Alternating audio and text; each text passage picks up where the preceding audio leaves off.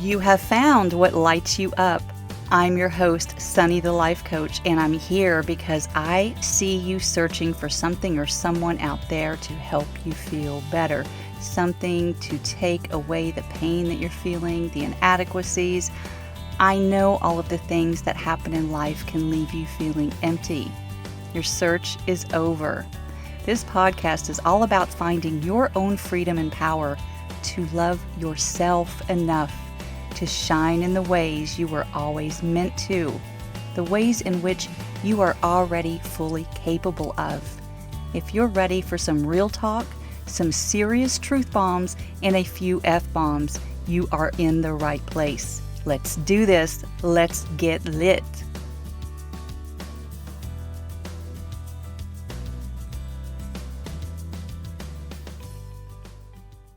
Hey there, and welcome to episode 20. Whoop!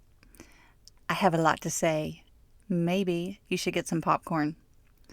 Because you know I love quotes, that is from an anonymous 6-year-old. By the way, you should follow at Live from Snack Time on Instagram. So good. Today, I want to talk about the power of belief, because it really does drive so much of our daily behaviors in so many areas, really. And also, through a lot of the conversations I've been having lately, I've noticed this binary mindset. I consulted the all-knowing Google to fetch a definition so we can hold that in our minds as I proceed with this. What is considered binary is relating to, composed of, or involving two things. Any IT geeks out there know that binary code only consists of ones and zeros. Nothing more. Two things. Ones and zeros. I've been contemplating beliefs, and I've been exposed to a lot of binary thinking. So I decided to combine the two on this episode because I think it's an important awareness to have as we navigate this beautiful, messy life with all of the lovely fellow humans we encounter along the way. And I don't even mean that to be sarcastic in any way. Remember, all humans are worthy, no matter what. Some may challenge you more than others. That's okay. Keep in mind, the reason why they're in your life at all is to teach you something. When you approach your interactions with this mindset, it truly helps. And let's start with what a belief is. A belief is simply a thought that you think over and over. They have been formed by your upbringing, what your parents taught you, your school teachers, your peers.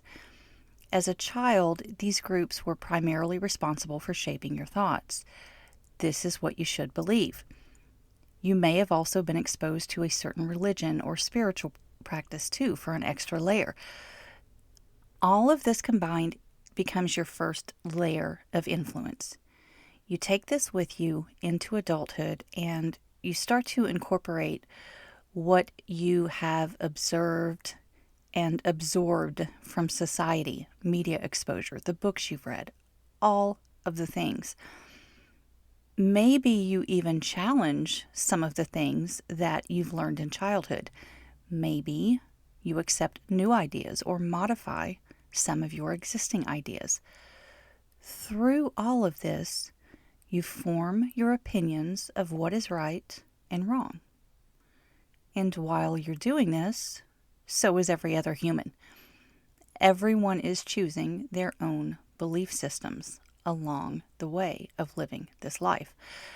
Some of us are continually challenging our beliefs and are willing to be exposed to new ideas and even consider whether or not we want to imply them. Others have solidified their beliefs to be as solid as concrete and will never waver, no matter what. Beliefs are very powerful. As I mentioned, they underpin so many of our daily actions. If you believe you are not worthy, not enough, because someone in your life has implied this in some way, and you allow your thoughts to continually reinforce that idea, you're going to feel negatively toward yourself a lot. You're going to berate yourself with your internal dialogue, and your brain will automatically search for evidence to prove your thoughts.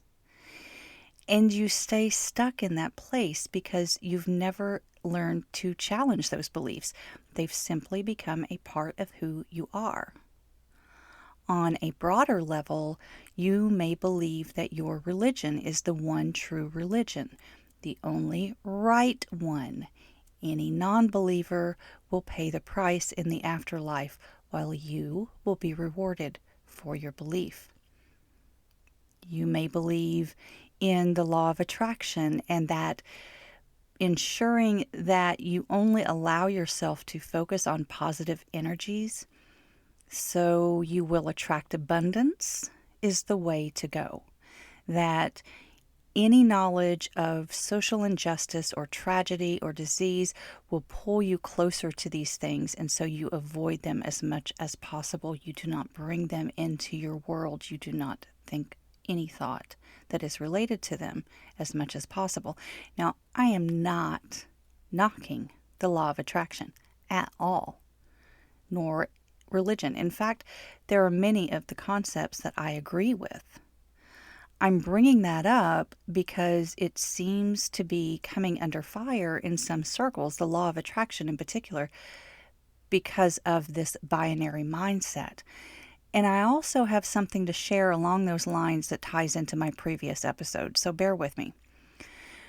We've established what a belief is. You may be wondering why I even bothered with that, and I did it because I think it's important for us to have awareness of what they really are and where they come from.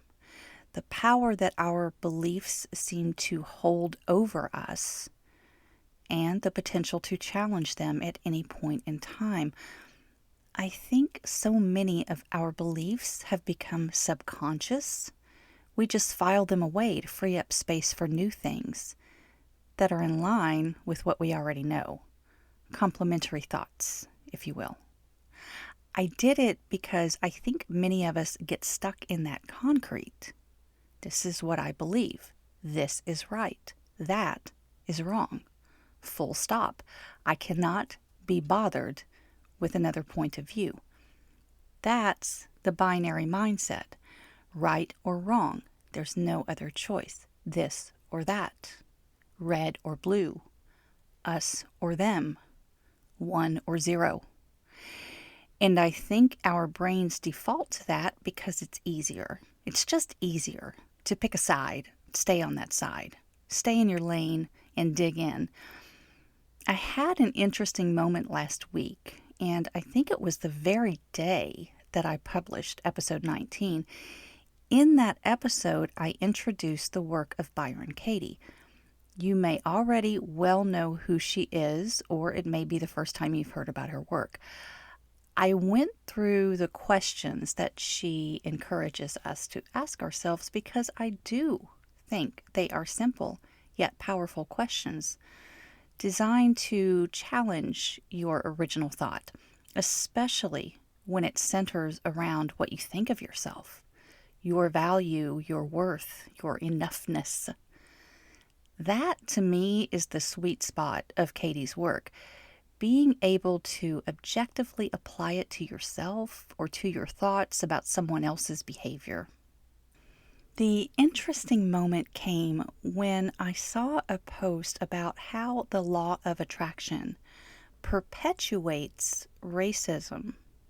And one of the supporting comments was a link to a podcast about how damaging the work of Katie is to the fight against racial injustice. And I thought, oh, wow, I'm going to have to hear this one. I wonder how that could even be true. Remember the first question you ask yourself? Is it true? So I listened to my first episode of That's Not How That Works with Trudy and Wheezy. And I have to say, those women are super engaging and they know their shit. I enjoyed it. In a nutshell, what they were saying is that Katie's turn it around method, which I didn't even go into last week because I didn't feel it was necessary for that topic, what they were saying was that the turnaround method is harmful. Not just that part, but it was really highlighted the most, as I recall. The example used was in dealing with an oppressor. If you apply Katie's work literally, you have to look at how you are the oppressor. So still, without fully going into Katie's turnaround method, because I've already joined two complex topics here, it's essentially a mirror. In what ways could you possibly be projecting the same or similar action that you feel is being done to you by someone else?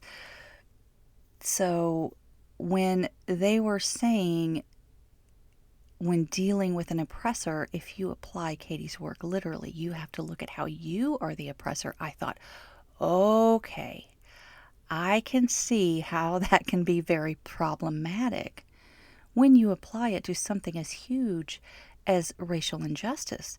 Same with the law of attraction. There's an implication that applying the law of attraction literally means that Black people attracted slavery and centuries of oppression. So yeah, those are very weighty topics for sure, and they are not the focus of this episode, so please relax on that front. I'm simply using them as examples of belief systems applied in a blanket manner like this. Of course, that's a problem. How could that not be a problem?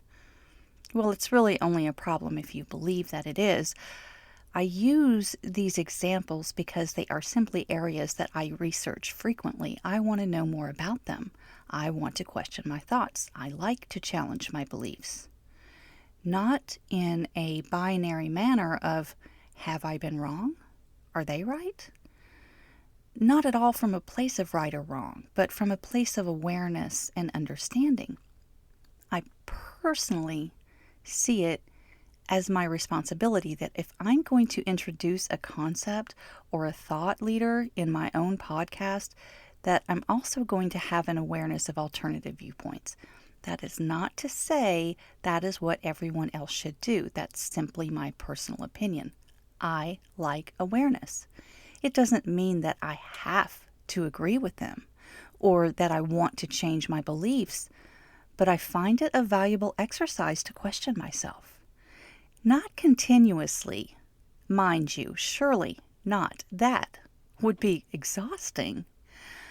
But if I come across something in my daily life, stumble upon it, if you will, that is counter to my established belief system, I'm going to be curious about it.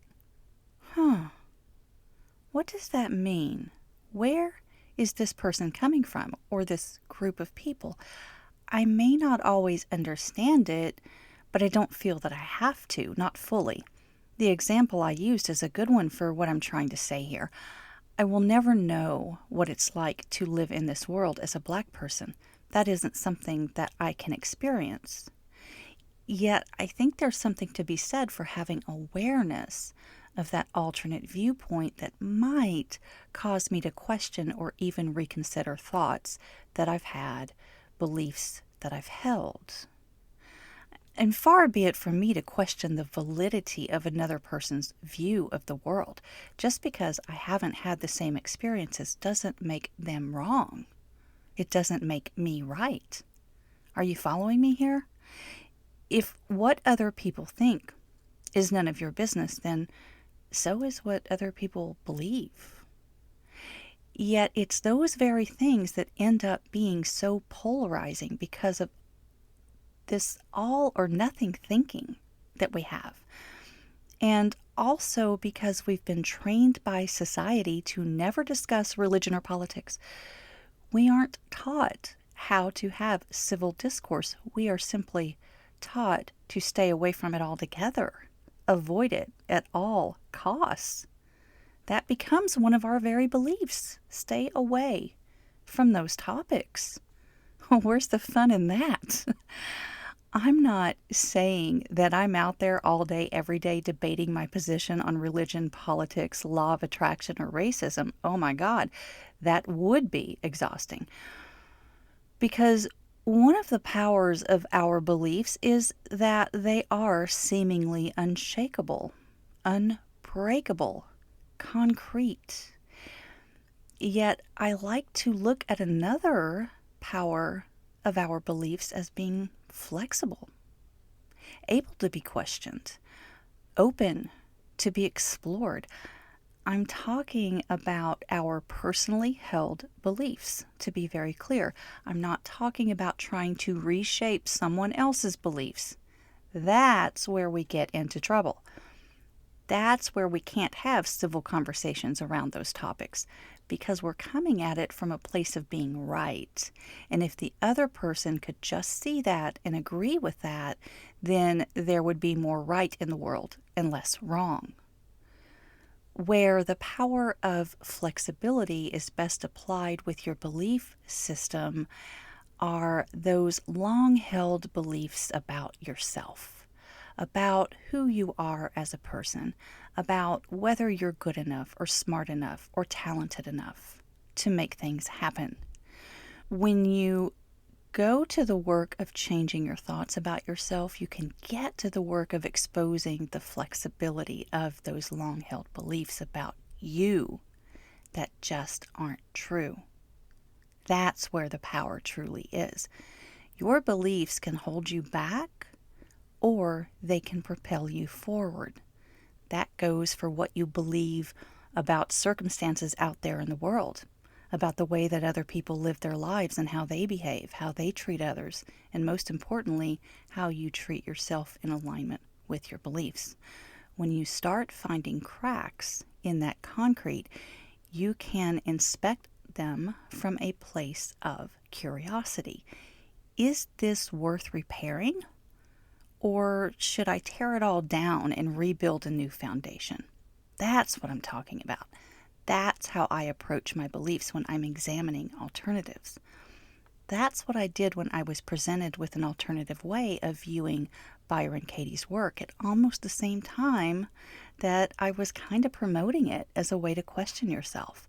I thought, what else is there to learn here?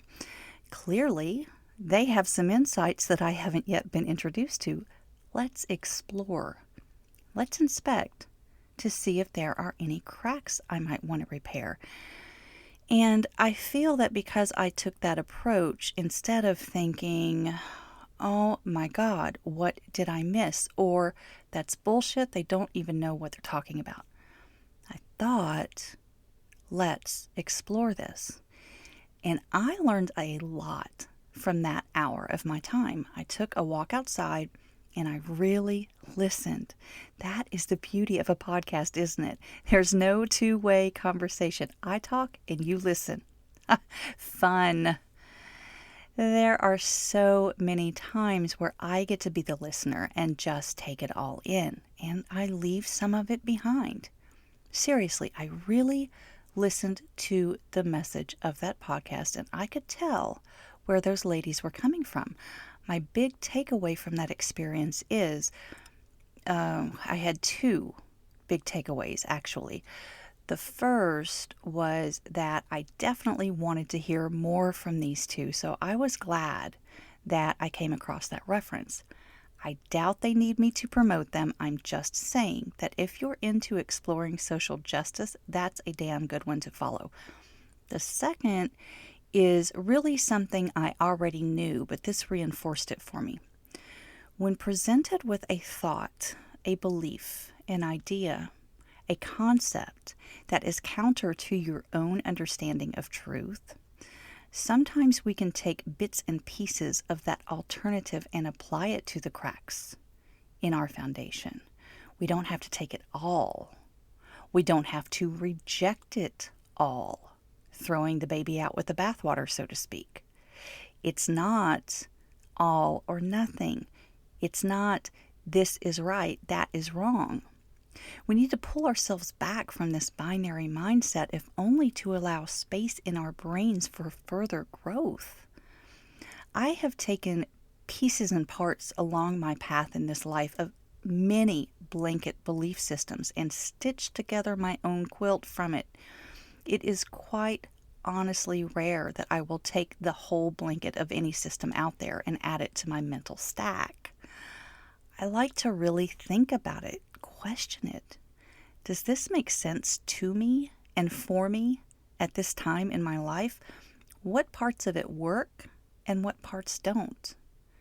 That's the beauty and the power of belief, knowing that it can hold solid over a lifetime, knowing that it can also be flexible and repaired, knowing that it can also be completely demolished and rebuilt, knowing that any or all of those things can be true at any time, knowing that it is entirely your choice.